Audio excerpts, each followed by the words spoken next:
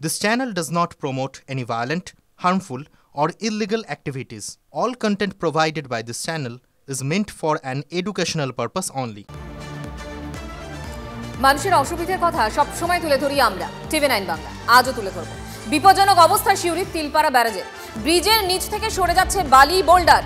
ফাটলও দেখা দিয়েছে ব্রিজের একাধিক জায়গায়। দ্রুত সংস্কার না হলে বড় দুর্ঘটনার আশঙ্কা থেকে যাচ্ছে। এবং এই ব্রিজ কেন ইম্পর্টেন্ট? উত্তরবঙ্গ থেকে কলকাতাগামী বাস, লরি, গাড়ি থেকে দেউচা পাচামির পাথরের লরি সব কিছু পারাপার করে এই তিলপাড়া ব্যারাজের উপর দিয়ে। এই মুহূর্তে ইঞ্জিনিয়ার কি বলছেন শোনাবো। ডাউনস্ট্রিমের ড্যামেজ হয়েছে, সেটার কি প্রিকশনারি মেজার নেওয়া যায়, কি করলে দ্রুত করা যায় সেই দেখার জন্য আমাদের এক্সপার্ট টিম এসছে।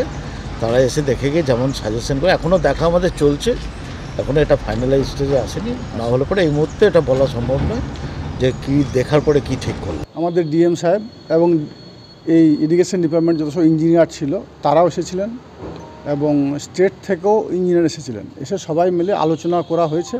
ওটা একটা উচ্চ পর্যায়ে বৈঠক চলছে বিষয়টা নিয়ে।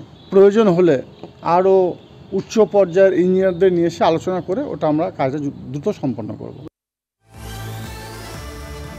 হিমাদ্রি এই মুহূর্তে আমাদের সঙ্গে রয়েছেন আমার সহকর্মী। হিমাদ্রি, একটা কথা বলো, ব্যারেজের এরকম অবস্থা একদিনে হয়নি, দীর্ঘদিন ধরে হয়েছে এবং এই ব্যারেজ কতটা ইম্পর্টেন্ট সেটা ওই এলাকার মানুষজন খুব ভালো করে জানেন। তারপরেও কেন কোনো ব্যবস্থা নেওয়া হয়নি?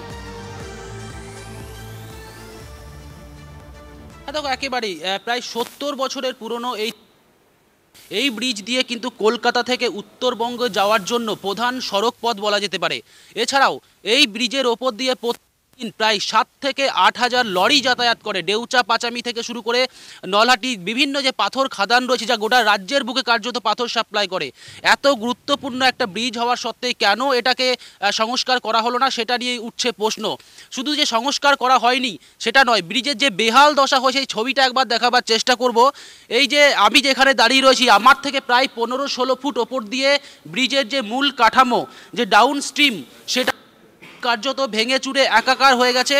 এবং শুধু যে ভেঙে গেছে সেটা নয়, ডাউন স্ট্রিমের যে নিচের অংশ, যে লোহার বিম দিয়ে এই ব্রিজের ডাউন স্ট্রিমের এই অবস্থায় লরি যাচ্ছে, বাস চলছে, এটা তো ভয়ঙ্কর একটা অবস্থা, যে কোনো সময় দুর্ঘটনা ঘটতে পারে।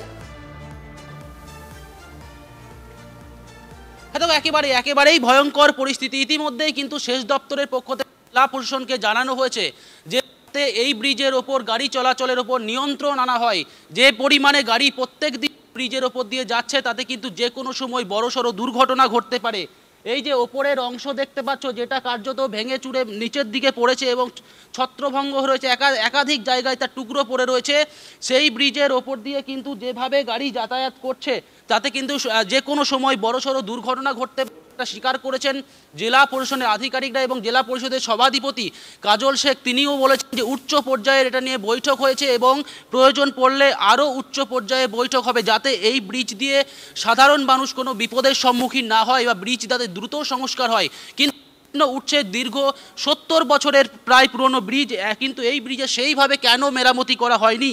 যদি হয়ে থাকতো তাহলে নিচের অংশ, যেটা যেই কাঠামো দিয়ে ব্রিজকে ধরে রাখে, তার এই বৈঠক হয়, কিন্তু বাস্তবে কাজ হয় কোথায়? যদি কাজ হতো তাহলে এই ব্যারেজের এই রকম অবস্থা হতো না। হিমাদ্রি, আপাতত তোমাকে ধন্যবাদ। আমাদের নজর থাকবে প্রশাসন কি পদক্ষেপ করে, যদিও বিরোধীরা কিন্তু ইতিমধ্যেই সরব হয়েছেন। জগন্নাথ চট্টোপাধ্যায়ের বক্তব্য রইল।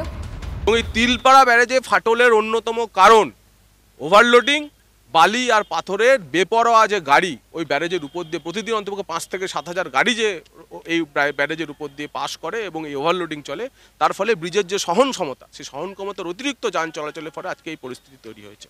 তৃণমূল একদিকে জেলাতে তোলাবাজি, সিন্ডিকেটবাজি, পাথর বালি নিয়ে চালাবে, আর তিলপাড়া ব্যারেজের ফাটল হলে কান্নাকাটি করবে। তার জন্য চাষিরা মার খাচ্ছে, রবি চাষে চাষিরা জল পাবে না।